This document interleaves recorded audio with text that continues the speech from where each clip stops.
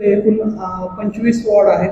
एकूण सदस्य संख्या 50, प्रत्येक वॉर्डमध्ये 2 सदस्य आहेत आणि एकूण वॉर्ड आपली सदस्य संख्या आहे 50 अधिक नगराध्यक्ष 1 असे एकूण आपल्याला 51 याच्यासाठी आपलं हे जे आहे ही प्रक्रिया आपल्याला राबवायची आहे. त्या प्रक्रियेचे थोडक्यात महत्त्वाच्या टप्प्याचे जे दिनांक आहेत ते मी आपल्याला सांगतो. दिनांक 6 तारखेला माननीय जिल्हाधिकारी महोदयांनी आपल्या यासाठी निवडणूक कार्यक्रम जाहीर केलेला आहे. त्यानुसार आपल्याला नामनिर्देशन स्वीकारण्याचा जो कालावधी आहे तो उद्यापासून चालू होतोय, म्हणजे 10 तारखेपासून 17 तारखेपर्यंत. त्यामध्ये रविवारच्या सुट्टीचा दिवस वगळलेला आहे आणि ही जी वेळ जी आहे ती सकाळी 11 ते 3 दुपारी या वाजेपर्यंत आपण या कालावधीमध्ये नामनिर्देशन पत्र स्वीकारणार आहोत.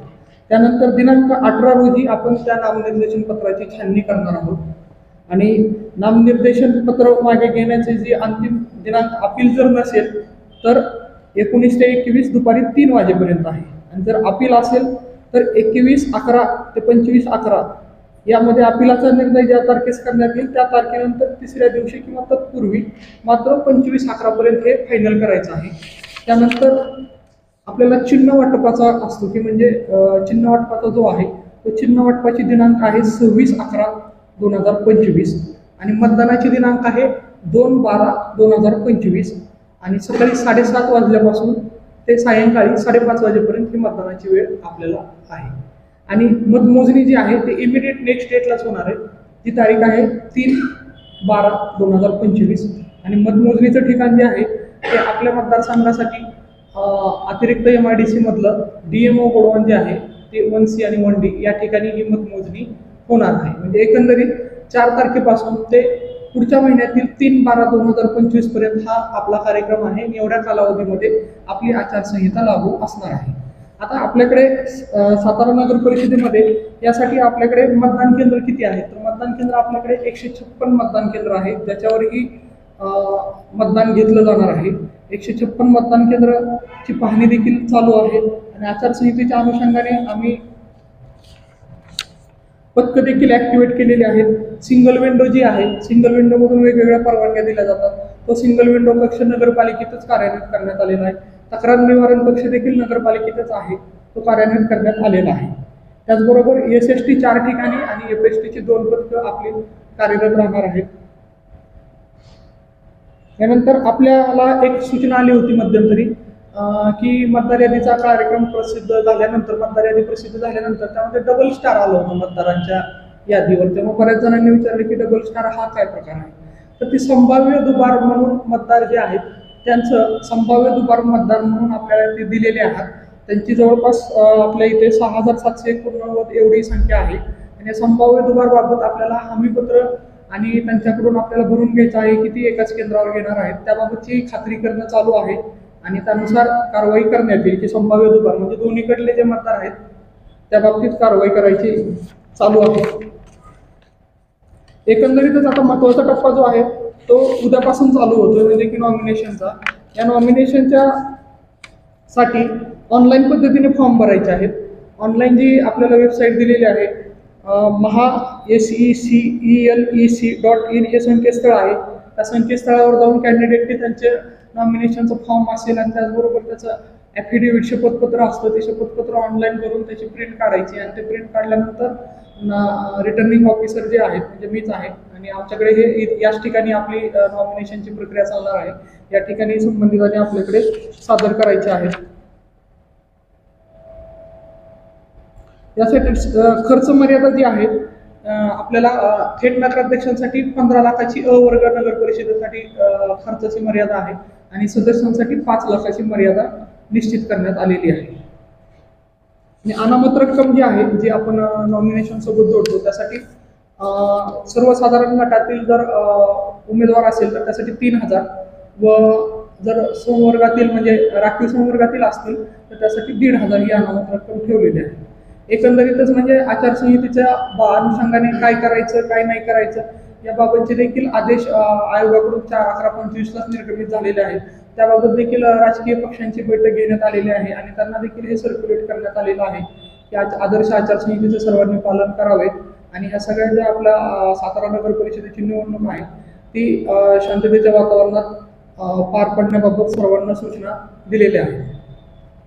तर एकंदरीत असा आपला नगर परिषद निवडणुकीचा कार्यक्रम आहे.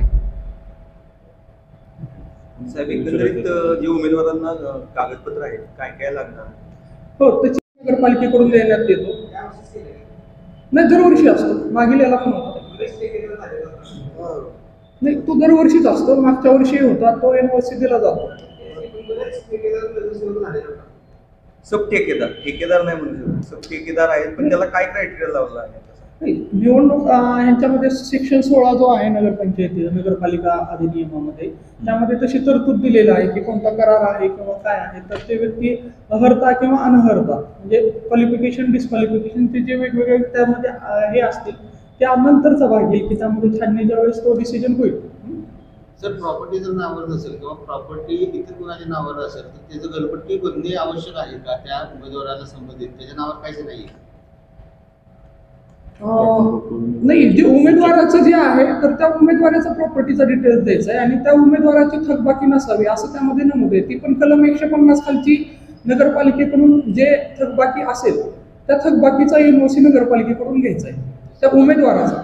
उमेदवाराच्या नावावर प्रॉपर्टी नाही, त्याच्या वडिलांच्या नावावर प्रॉपर्टी असेल तर सांगतील. कलम 150 जे आहे ते 150 नगरपालिकेकडे देय असलेल्या सर्व रकमा, त्याच्यामध्ये घरपट्टीच असते असं काही नाही.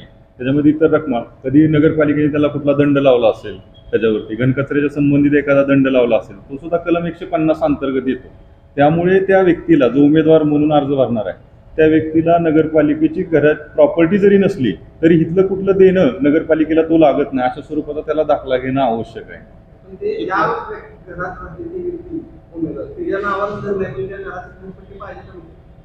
त्या व्यक्तीच्या नावावरती पाहिजे. जर व्यक्तीच्या नावावरती नसेल पण त्याला नो ड्यूज सर्टिफिकेट घ्यावंच लागेल आपल्याला, कारण त्या घराचं नाहीये, त्या व्यक्तीला कुठला दंड लागलेला आहे. हा घर प्रॉपर्टी न्याय नाहीये, हे व्यक्ती न्याय आहे.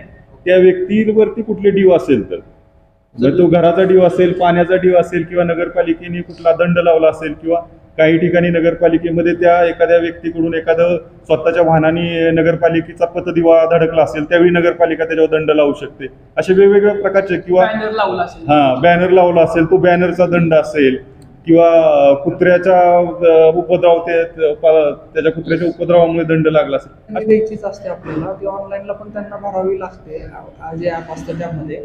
त्याबाबत खर्चाचं जे डिटेल्स असतं ते त्यांना नंतर एक कालावधी दिलेला असतो, त्या कालावधीमध्ये ते देणं त्यांनी अपेक्षित असतं. आपल्याकडे यासाठी खर्चाचं पथक देखील आहे. पण हे खर्च कधीपासून दाखवायला लागणार? हे आता इलेक्शन लागले की उमेदवारी अर्ज भरल्यानंतर? वैयक्तिक उमेदवारांनी केलेला खर्च हा त्याचा नॉमिनेशन जेव्हा त्याचं फायनल होईल, म्हणजे नॉमिनेशन म्हणजे तो कंटेस्टिंग कॅन्डिडेट आहे किंवा नाही हे डिसाईड झाल्यानंतरच होईल ना. ज्या दिवशी तो नॉमिनेशन भरलं त्यानंतर तिथून पुढे त्याचं चालू होईल. दोन भरारी पथकं आहेत आणि 4 SST आहेत स्थिर पथक. जर सर्वसामान्य नागरिकांना जर हे आढळलं तर कुणाशी संपर्क साधायचा? तक्रार निवारण कक्ष नगरपालिकेत आहे. त्याचा काही नंबर आहे? तक्रार निवारण कक्ष आहे आमचा. एक मिनिट अमित थांब.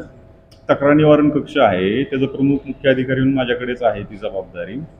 तर त्याच्यामध्ये त्या पथकामध्ये 3-4 लोक आहेत आणि आम्ही त्यांचा नंबर प्रोव्हाइड करू, वैयक्तिक नंबरही प्रोव्हाइड करू आणि तक्रार निवारण कक्षाला वेगळी सुविधा आम्ही केलेली आहे. तिथला लँडलाईन नंबरही प्रोव्हाइड करू की वैयक्तिक त्याच्यावरती फोन करून तुम्ही तक्रार नोंद करू शकता. मतदान केंद्र शहरामध्ये त्यासाठी मनुष्यबळ किती लागणार आहे? प्रत्येक केंद्राला किती टोटल नगरपालिका सुविधा काय असतात? सोयीसुविधा म्हणजे जे आपल्या आयोगाने निर्देश दिलेला आहे ते वेब जे असतात ॲश्युअर्ड मिनिमम फॅसिलिटीज. मग तिथं रॅम्प असला पाहिजे, त्या ठिकाणी पुरेशी जागा असली पाहिजे. ह्या ज्या गोष्टी आहेत त्या ॲश्युअर्ड मिनिमम फॅसिलिटीप्रमाणे त्या केंद्राची पाहणी चालू आहे आणि कोणतं जर नादुरुस्त असतील तर मिन टाईममध्ये ते दुरुस्त करून घेतील. 156 केंद्राला प्रत्येक केंद्रावर एक PRO आणि 3 जे असतात पोलिंग ऑफिसर ते लागतात. त्याचबरोबर 100 शिपाई पोलीस बंदोबस्त आवश्यकतेप्रमाणे त्याप्रमाणे एकूण मनुष्यबळ पूर्ण इलेक्शनच तुम्हाला देतो माहिती एकंदरीत आहे. 10% राखीवसह आपल्याला त्या ठिकाणी लागणार आहे. रिपोर्टिंग होत असतं कोणत्या केंद्रावर किती मतदान झालंय, 2-2 तासाची आकडेवारी येत असते. या सगळ्या ज्या बाबी आहेत त्याचं सुपरविजन चालू असतं कंटिन्युअस.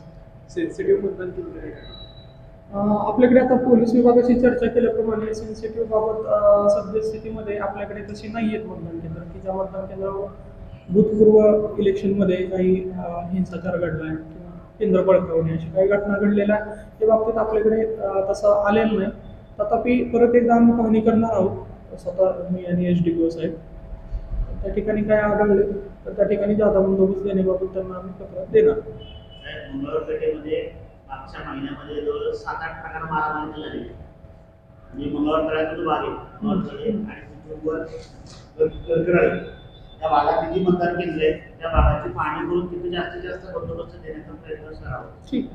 असे प्रकार झालेले झोपडपट्टीमध्ये मतदान करायची थांबते थांबलेली असते त्यावेळेस मग संध्याकाळी काय करणार आहे? आपण मतदारांना आपण फोर्स तर करू शकत नाही. आपण मतदारांना आव्हान करू शकतो की आपण पुढे या मतदान करा. कोणत्याही फोर्सला किंवा कोणत्याही प्रकारच्या प्रलोभनाला बळी न पडता आपण पुढे यावं. आणि त्याबाबत तिथे असेल तर काय असेल तर तिथं आपले पोलीस यंत्रणा वगैरे जाऊन त्या ठिकाणी FSTची पण काय ऍक्टिव्हिटीज असतात त्या दिवशी देखील मतदानाच्या दिवशी देखील ते व्यवस्थापन करेल. सोशल मीडियाच्या संदर्भात जे जाहिराती प्रचार प्रसार होत असतो तर त्या संदर्भातली नेमकी भूमिका असते. कारण की आता इच्छुक जे लोक आहेत ते आतापासूनच त्यांचं ते स्टेटस ठेवलं असतं ते तुमच्या नेमक्या नियमात काय आहे कसं आहे. कारण की लोकांमध्ये त्याच्या संदर्भात प्रश्न आहे. सोशल मीडियाचे सगळे आधी म्हणजे इच्छुक व्यक्ती आणि त्याच्या अन्य सहकार्यांनी स्टेटस ठेवलं म्हणजे ते तुमच्या कशा नियमात पकडणार. तो प्रचाराचा एक भागच होईल ना. पण विधानसभेला देखील सोशल मीडियाद्वारे प्रचार केलाच जातो.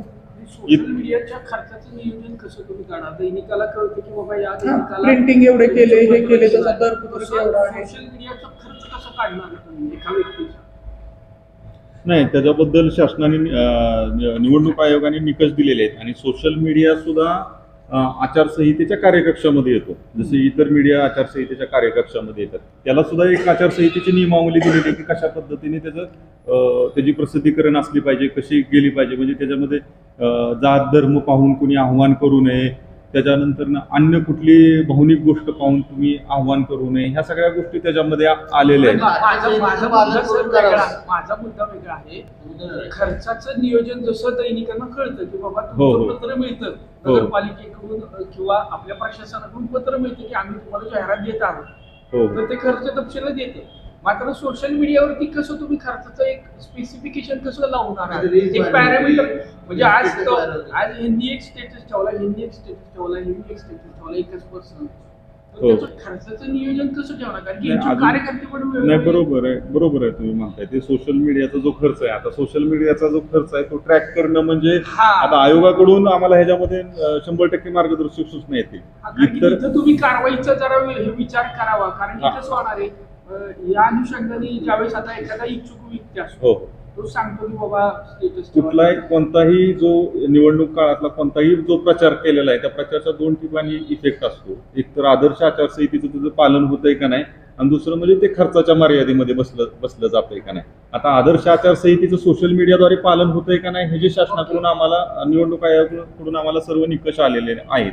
तर खर्चाबाबतचे अजून निकष प्राप्त नाहीयेत तर आम्ही ते त्यांच्याकडून कोऑर्डिनेशन करून प्राप्त करून घेतो. बाकी सगळ्या गोष्टीचे निकष खर्चाचे निकष आम्हाला प्राप्त झालेले आहेत. आदर्श आचारसंहितेचं प्रिंटआउट असं मिळतील का लोकांना. 4/11/25च्या गाईडलाईन्स आहेत ते तुम्हाला देखील सर्क्युलेट करून देतो. म्हणजे ज्या गाईडलाईन्स आहेत 4/11/25च्या मीडिया ग्रुपला टाकून देतो. 4/11/25च्या ज्या गाईडलाईन्स आहेत ना त्या गाईडलाईन्स मध्ये जवळजवळ 69 मुद्दे आदेश ते नॉमिनेशनसाठी सांगितलं.